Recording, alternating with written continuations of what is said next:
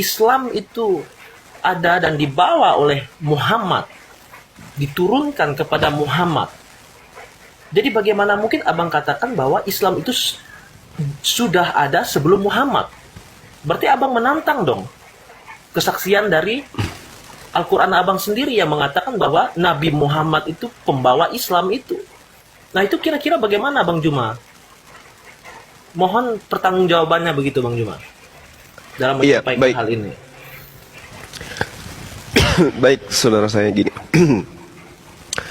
Jadi di Islam itu ada kaidah, ada hukum yang mengatur bagaimana Allah kemudian menciptakan manusia. Wa ma khalaqtul jinna wal insa illa liya'budun. Aku Tuhan pencipta langit dan bumi, tidak menciptakan manusia melainkan agar mereka menyembahku, beribadah kepadaku. Nah, artinya bahwasanya dari sejak Allah menciptakan manusia, mereka sudah diminta untuk berserah diri. Berarti mereka sudah diminta untuk shalom. Mereka sudah diminta untuk berislam. Mereka sudah diminta untuk menjadi seorang muslim. Berarti mereka diminta kemudian untuk tunduk kepada perintah beribadah kepada pencipta langit dan bumi. Bagaimana dengan Nabi Adam alaihissalam? Adakah perintah kepada dia? Ya, ada. Fatalaqa Adamu min rabbi kalimatin fataba alai. Bukti bahwa Nabi Adam menerima perintah-perintah. Perintah dari Allah ini disebut SOP. SOP inilah yang disebut Islam. Perintah, aturan yang menyebabkan kemudian damai sejahtera, keselamatan, mengantar manusia kepada keselamatan. Itulah Islam. Ketika kemudian ada Nabi Adam, diberikan perintah. Tujuan perintah agar mereka selamat, Islam. Ketika datang perintah kepada Nabi Abraham alaihissalam, Nabi Abraham taat kepada perintah, berarti dia Islam. Nabi Musa demikian, taat berarti Islam, karena ketaatan itu mendatangkan keselamatan. Sementara Islam itu artinya adalah damai sejahtera, selamat.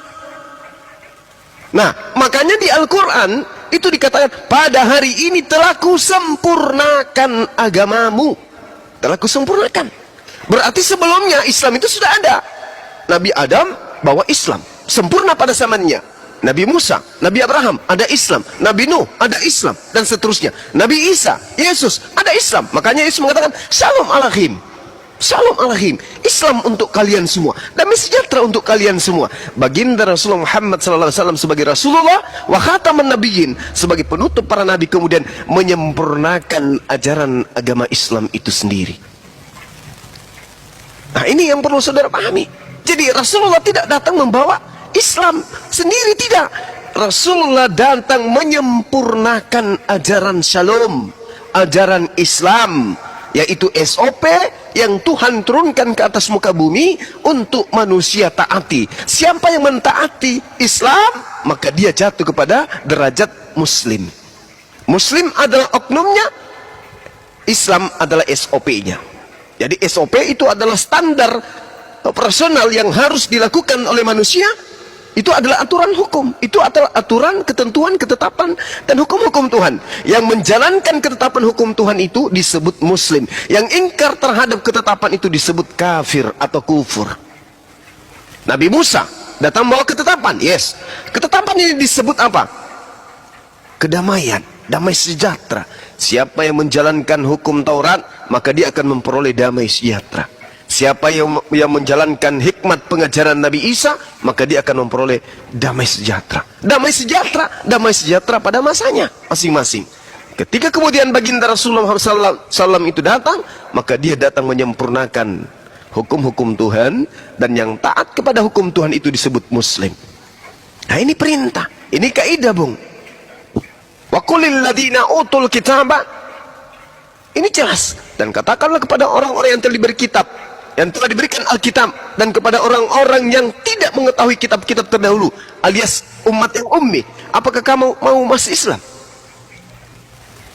Jika mereka masuk Islam, sesungguhnya mereka telah mendapat petunjuk. Ini fa in aslamu fakadih tadau. Ini jelas Al-Quran mengatakan itu. Jadi seluruh nabi mengajarkan Islam, Bu.